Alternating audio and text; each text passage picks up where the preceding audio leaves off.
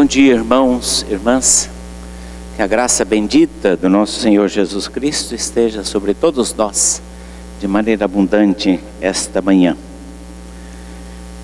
Nós estamos estudando a temática do mês, a essência do Evangelho. E hoje o assunto que nós vamos tratar é a justiça do Evangelho. Abra sua Bíblia na carta do apóstolo Paulo aos Romanos, no capítulo 1, vamos ler os versículos 16 e 17. Versículos esses que fizeram uma grande revolução na história da igreja, porque esses versículos representaram a grande compreensão que Lutero se debatia diante da ameaça da justiça de Deus, do juízo de Deus.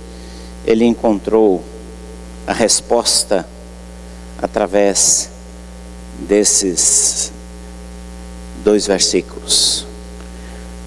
O apóstolo Paulo diz: porque não me envergonho do Evangelho, porque é o poder de Deus para a salvação de todo aquele que nele crê, primeiro do judeu e também do grego, visto que a justiça de Deus se revela no Evangelho, de fé em fé, como está escrito: o justo viverá pela fé. O Evangelho, a justiça de Deus se revela no Evangelho, de fé em fé, como está escrito: o justo viverá pela fé. Este título, Pecadores nas mãos de um Deus irado, foi um famoso sermão que marcou a história religiosa, não apenas dos Estados Unidos, mas do mundo cristão. Seu pregador Jonathan Edwards viveu no século XVIII nos Estados Unidos, um grande pregador. A sua época, pela sua liderança, pelos seus sermões, milhares e milhares de pessoas se voltaram para Deus de uma maneira mais intensa, de uma maneira mais profunda. Os seus sermões eram escritos, ele lia os seus sermões. Conta-se que durante os seus sermões, as pessoas tomadas pelo um profundo senso de arrependimento e da presença de Deus, se contorciam de dor, de angústia, por entenderem a sua miséria e a necessidade de arrependimento, de mudança de vida. E esse sermão foi um deles, ficou registrado. E ele usou essas expressões: pecadores nas mãos de um Deus irado. Eu separei aqui algumas frases, algumas expressões desse sermão, que não é muito politicamente correto, porque hoje não se fala em inferno, não se fala em condenação, para não ofender os ouvidos sensíveis dos nossos ouvintes. Mas Jonathan Edwards, sem esses pruridos, ele disse, entre outras coisas: não falta poder a Deus para lançar os ímpios no inferno a qualquer momento. Ele diz: eles merecem ser lançados no inferno. Os ímpios já estão debaixo da condenação do inferno, porque a Bíblia diz: o que não crê já está julgado. Assim sendo, eles são objetos da ira e da indignação de Deus, que se manifesta através dos tormentos do inferno. O inferno abriu a boca debaixo deles.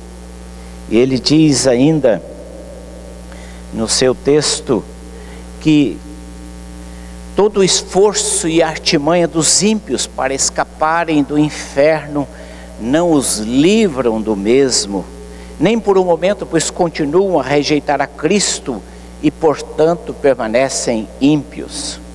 Quase todos os homens naturais que ouvem falar do inferno alimentam a ilusão que vão escapar dele.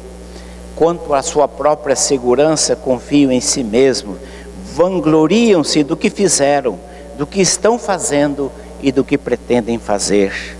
E se pudéssemos perguntar a eles lá naquela circunstância, talvez nós ouviríamos, ele cita: não, eu nunca pensei em vir para cá, eu tinha esquematizado as coisas de maneira bem diferente.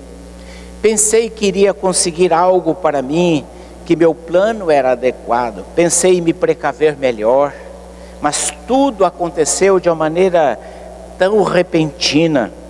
Não esperava por isso naquela época, nem daquela maneira, mas tudo veio como um ladrão.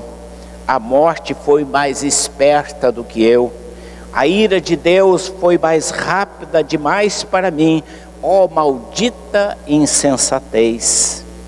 Então ele diz: os homens impenitentes, não arrependidos, estão detidos nas mãos de Deus por acima do abismo do inferno.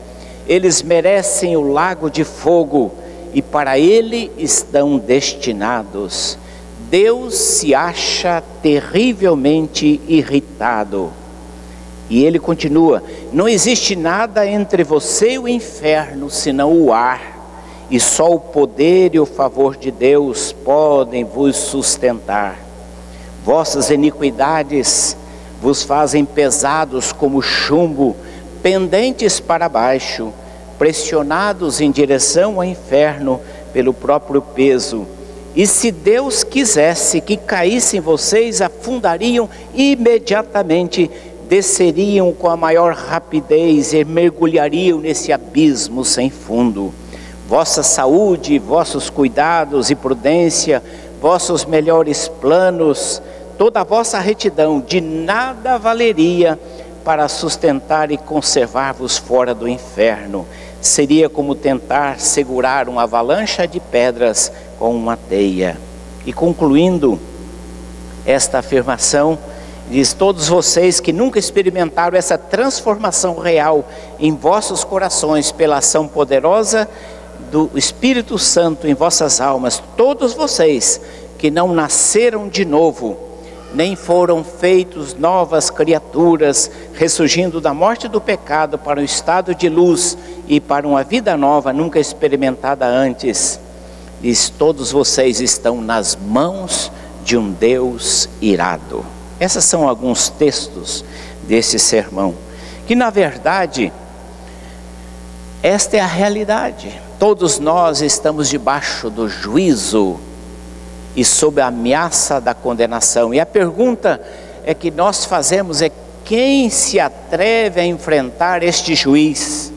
Quem se atreve a se deparar com esse juiz que primeiramente tudo sabe?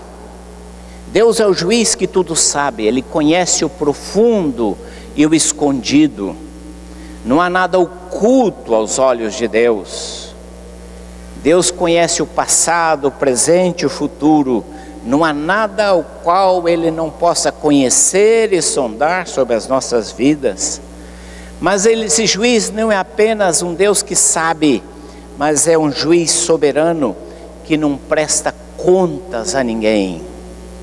Não deve contas a ninguém. E a ninguém mais podemos recorrer das suas decisões. Mas esse juiz, ele julga não apenas os nossos atos, mas ele julga também as nossas intenções, as nossas motivações.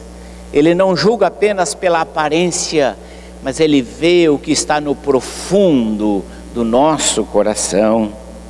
Esse juiz também, ele não pode ser influenciado. Nem um senador da república pode chegar-se a ele, arvorar-se no direito de reivindicar, de pedir que a decisão se incline nesta ou naquela direção, por força dos compromissos, ou por força da indicação, ou por força dos poderes que o levaram àquela posição. E este juiz não apenas ameaça, mas ele fará cumprir a sua palavra. Não é como o pai que às vezes, ou a mãe que ameaça o filho. Mas aquela ameaça, no fundo o filho sabe que não se traduzirá em castigo concreto. promessa de Deus de condenar todo o pecado, de levar a juízo todo o pecado, de efetivar toda justa condenação ao pecado, ela efetivamente se dará. Por isso, nós nos deparamos com esta questão: como enfrentar este juiz? Basicamente, há alguns grupos de pessoas que tentam, alguns negam. É mais fácil negar a existência deste juiz, desse juízo, deste encontro. Diz: isso é besteira, isso é artimanha da religião para controlar as pessoas, isso é coisa de poderes, de instituição, que tem interesse em controlar as pessoas, por isso cria ameaças para que as pessoas aterrorizadas fiquem aprisionadas e não façam. Mas na verdade nada disso acontece, porque neste mundo o inferno é aqui mesmo, aqui você faz, aqui você paga. Então há muita gente que pensa assim, que defende esta realidade. Você vai errar aqui, você vai pagar aqui, pronto, e morreu, acabou. Grande engano. Há outros que atenuam essa realidade e dizem: esse juiz, ele é cruel, mas eu acredito que não vai ser tão cruel quanto a Bíblia está dizendo. Que afinal de contas eu não sou tão ruim, eu não sou tão mau, pago minhas contas em dias, sou uma pessoa religiosa, contribuo com a igreja, não falo palavrão, sou um bom vizinho, sou um bom empregado, sou um bom patrão, sou um bom profissional. Atenuam esta realidade. E aqueles que não se preocupam, que nós podemos chamar a turma do Zeca Pagodinho: deixa a vida me levar. Vamos levando. Depois, quando chegar lá, a gente vê o que a gente vai fazer. Mas no momento não quero pensar nisso, não quero refletir sobre essa realidade. Hoje eu estou ocupado com a minha vida, com os meus planos, com os meus propósitos, com os meus sonhos. Há tanta coisa para se fazer para eu me preocupar com isto. E assim vão levando a vida e vão levando a existência. Mas o que a Bíblia de fato ensina? E o que a Bíblia de fato nos mostra? A Bíblia é muito clara a mostrar que nosso Deus é um Deus rei justo. A justiça de Deus está clara, nítida em todas as Escrituras, que Deus é rei. E como rei justo, Ele trará a juízo todas as ações humanas. Essa advertência dos profetas, e de um modo especial do profeta Amós: prepara-te, ó Israel, para te encontrares com o Senhor teu Deus. Prepara-te, ó Israel. O juízo inevitável, o juízo iminente. A mesma mensagem através do profeta Isaías chegou à casa de Ezequias, dizendo: Ezequias, põe em ordem a tua casa, porque morrerás e não viverás. Essas são expressões apenas que eu estou citando de passagem desse ensino bíblico, que Deus é um rei justo e que vai trazer a juízo todas as obras, as ações. E Deus não tolera o pecado. Deus decide condenar todo o pecado. O profeta Ezequiel traz a mensagem de Deus: a alma que pecar, essa morrerá. No dia que dele comerdes, certamente morrereis. E que Deus trará juízo e não vai deixar impune os nossos pecados. Esta é a realidade bíblica, que está clara na lei que Ele deixou aos seres humanos, tanto a lei escrita na pedra, como a lei escrita nos nossos corações. E o apóstolo Paulo diz que o que de Deus se pode conhecer, nós não podemos ocultar e nós não podemos negar, porque esta lei está inscrita na nossa consciência, nos nossos corações. Essa é a verdade bíblica da justiça de Deus, que condena todo o pecado e que trará juízo todas as ações. Contudo, há um mais na Bíblia. Esse mais é o que faz a grande diferença.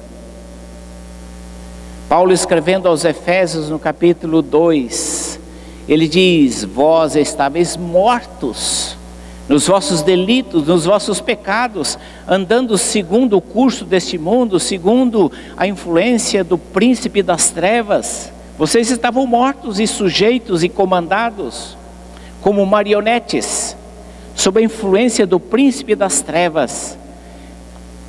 Todavia ele acrescenta ali uma expressão, uma conjunção, nunca uma conjunção foi tão importante, mas, porém, todavia, contudo, Deus, Ele vos deu vida, Ele enviou o seu Filho. É isso que o profeta Isaías, escrevendo 800 anos antes de Cristo, Isaías 53 diz: Ele foi transpassado pelas nossas transgressões, Ele foi moído pelas nossas iniquidades. O castigo que era nosso, que era a nossa porção, que era devido a nós, estava sobre Ele. Pelas suas pisaduras fomos sarados. Todos nós andávamos desgarrados como ovelhas, cada um se desviava pelo caminho, mas o Senhor fez cair sobre Ele a iniquidade que é nossa, as consequências do nosso pecado. Então isto, podemos dizer que tudo se explica na cruz. A cruz é a explicação para esta aparente incongruência, que quando você olha para Deus, você vê um Deus santo. Quando você lê o testemunho bíblico, você vê o relato de um Deus justo, que vai trazer a juízo todo o pecado, que vai condenar toda ação que viola a sua lei, que não vai fechar os olhos para as nossas iniquidades, que não vai tolerar a injustiça, porque Ele é Deus de justiça e é Deus santo. Mas ao mesmo tempo, olhamos para a Bíblia e enxergamos um Deus misericordioso, um Deus amoroso. E a única explicação, a única forma de nós equacionarmos isso está na cruz. É somente a cruz que permite que você não abandone, que você não despreze a ideia de um Deus justo, de um Deus santo, de um Deus que pune o pecado com o rigor que Ele merece, mas ao mesmo tempo de um Deus amoroso, misericordioso.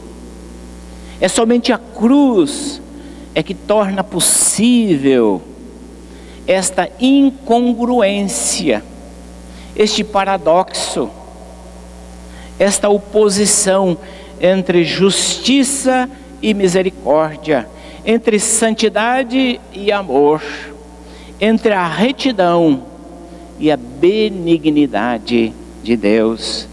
Ali na cruz nós vemos a perfeita combinação da santidade e da misericórdia de Deus.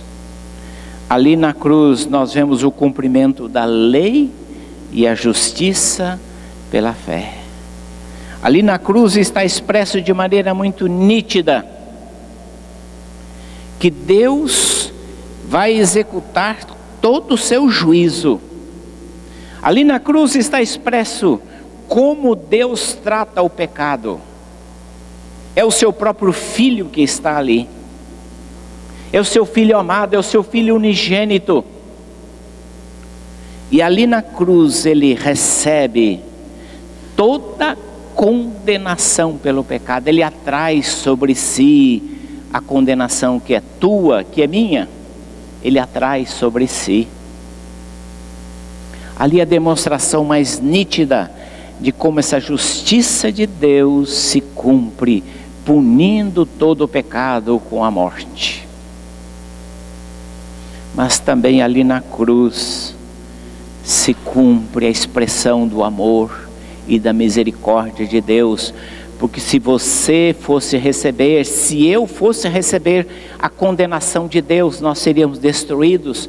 Mas porque Jesus foi justo, nele não houve pecado, nele não houve mancha, nele não houve impureza. E Jesus era o único homem que, tendo cumprido toda a lei, sem reserva, sem restrição, sem ressalvas, sem reparos, ele cumpriu toda a lei de Deus, coisa que nem eu nem você jamais poderíamos cumprir, por mais esforçados, dedicados que pudéssemos ser, nós jamais poderíamos cumprir todas as exigências de Deus, nas suas minúcias, na sua totalidade, na sua plenitude, que atendesse à justiça de Deus. Somente Jesus foi o único justo, o varão perfeito, o homem segundo a perfeita justiça de Deus. E ali na cruz, ele não apenas está sofrendo a consequência do teu e do meu pecado, mas ele também está se apresentando a Deus como o único justo. Jesus disse: eu vim cumprir a lei, porque nós nunca teríamos conseguido cumprir as exigências, alcançar o padrão de Deus. Por isso que a palavra pecado, um dos significados significa errar o alvo. Você está sempre abaixo, aquém. Você está abaixo das expectativas, abaixo do padrão, abaixo das exigências. Jesus é o único que tem o ISO 9001, 9010, seja lá qual for o ISO, o padrão de qualidade de Deus, ele atingiu. E por isso ali na cruz, ele satisfez a justiça de Deus, tanto no sentido que ele sofre a condenação, como ele é o homem que andou segundo o padrão de Deus. Por isso que o apóstolo Paulo, escrevendo aos Romanos, ele diz: nele se manifestou a justiça de Deus mediante a fé em Jesus Cristo, para todos e sobre todos os que creem, porque não há distinção, pois todos pecaram e carecem da glória de Deus. Se por um lado, o texto que nós lemos inicialmente do sermão de Jonathan Edwards é a má notícia, você não brinque com Deus, porque todos os teus pecados serão julgados e julgados na totalidade, na plenitude. E se você enfrentar Deus sem Jesus Cristo, a má notícia é que você vai para o inferno. Este é o ensino bíblico, esta é a má notícia. Mas existe uma boa notícia, e a boa notícia é que você será aceito por Deus não por causa da tua justiça, não pela tua bondade, não pela tua retidão, não pela tua religiosidade. Você será aceito por Deus não é por aquilo que você faz, mas é porque você deposita fé em Jesus, você se abriga em Jesus, você se esconde em Jesus, você se abraça à cruz. E Deus, quando olha para você, Ele já não mais vê os teus pecados, Ele não mais vê a tua justiça, Ele não mais vê as tuas iniquidades, Ele não mais vê as tuas misérias, Ele não mais vê a tua fraqueza, mas Deus vê Cristo em você. E se Cristo está em você, Deus olha para você e Ele vê Cristo em você, Ele vê a justiça de Cristo revestida em você. Você se revestiu da justiça de Cristo. Por isso que o apóstolo Paulo, que buscou durante muito tempo viver de maneira justa, ele mesmo dizia: eu me excedi entre os da minha geração em cumprir a lei, e eu fiz tudo que estava ao meu alcance com zelo e com dedicação, mas o que ele mesmo chama zelo sem entendimento. o entendimento desta verdade. Ele diz da sua esperança, escrevendo aos Filipenses, ser achado nele, não tendo justiça própria que procede da lei, senão a justiça que é mediante a fé em Cristo Jesus, a justiça que procede de Deus é que baseada na fé. A justiça que procede da fé, ou seja, porque tenho fé em Cristo, porque a minha esperança está em Cristo, porque minha confiança está em Cristo, eu recebo uma justiça que não é minha. Lutero chamava isso de justiça alheia. Não é a tua justiça, não é a minha justiça, mas é a justiça do Filho de Deus. E ele escrevendo ainda aos Coríntios, ele diz: mas vós sois dele em Cristo Jesus, o qual se tornou da parte de Deus sabedoria e justiça, santificação e redenção. Esta é a boa notícia. A boa notícia que ele enfrentou o juiz e sobreviveu. Não havia falta em Jesus. Ele é o imaculado Filho de Deus. Não havia mancha no caráter de Jesus. Ele foi aprovado. Deus recebeu a sua justiça, a sua conduta como perfeita. E a pergunta é que nós precisamos fazer para nós: onde está a tua confiança? Onde está a tua confiança? Você percebe a grandiosidade desta oferta? Que não é pelo que você faz, mas é pelo que Cristo fez. Não é pelo que você realiza, mas é por aquilo que Cristo realizou. É verdade que isso não nos isenta de uma vida em santidade, de resposta, mas é resposta àquilo que Ele realizou. É a ressonância da sua obra, da minha vida, e agora eu quero andar em santidade, em retidão. Esta é a grandiosidade da oferta de Deus. Deus faz uma oferta e nós estamos minimizando e distorcendo esta oferta. É como nós se estivéssemos dizendo para Deus: Senhor, tudo bem, isso é bom, mas eu preciso te ajudar. Eu preciso melhorar isso que tu fizeste, porque eu preciso complementar a graça. Eu preciso complementar a tua justiça. Eu preciso adequar, porque afinal de contas eu tenho que fazer alguma coisa. No fundo, Lutero diz que no fundo a graça de Deus, esta oferta graciosa, é um insulto. E o ser humano se sente insultado. Ele acha que ele tem que pagar alguma coisa. Não quer ser devedor. Plena e totalmente a graça de Deus. Mas a pergunta que nós temos que sempre nos deparar é esta: com qual Deus você vai se encontrar? Com o Deus em ira. E lembrando aqui que ira não é ódio, quando referimos-nos a Deus. Ira de Deus significa a decisão de condenar de maneira justa todo o pecado. Isso que a Bíblia chama de ira de Deus. E a pergunta é: com qual Deus você vai se encontrar? Se com o Deus em ira ou com o Deus revelado em Cristo, que trouxe sobre si a ira de Deus, mas permite que você pela fé experimente o seu amor e a sua misericórdia. Com qual Deus você vai se encontrar? Com qual Deus você vai ligar? Jonathan Edwards, no seu sermão, ele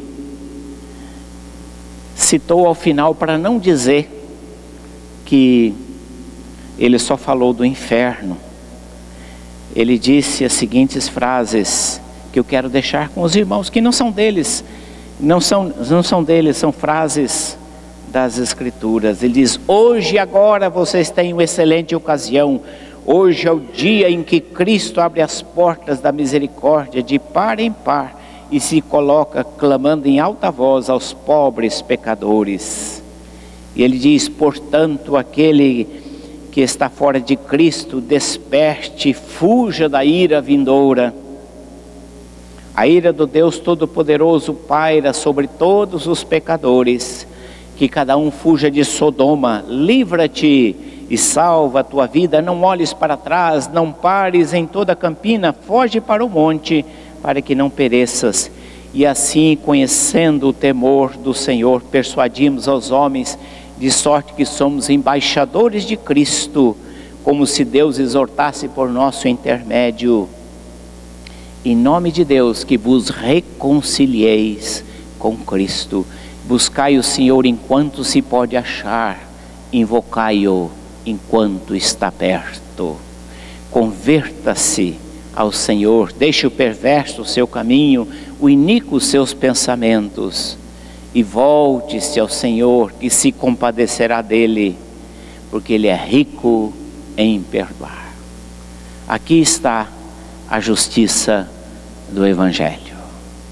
Que Deus nos ajude a não nos iludir por nenhuma outra coisa, em nenhum momento, em nenhuma circunstância, que o convite do Evangelho é voltar-se para o Senhor. Que Deus assim nos abençoe e nos dê esta graça. Amém. Curva a sua cabeça, vamos orar. Pai, nós te pedimos em nome de Jesus, que toda ilusão, toda pretensão, toda displicência, toda atitude de desprezo pela tua palavra, sejam removidas pelo teu Espírito, e que em nós não haja nenhum sentimento, que não outro, Senhor, da necessidade de corrermos, de voltarmos para Jesus, e tão somente Jesus, abraçando-o, agarrando-o, escondendo-nos atrás da cruz, e ali depositando as nossas esperanças.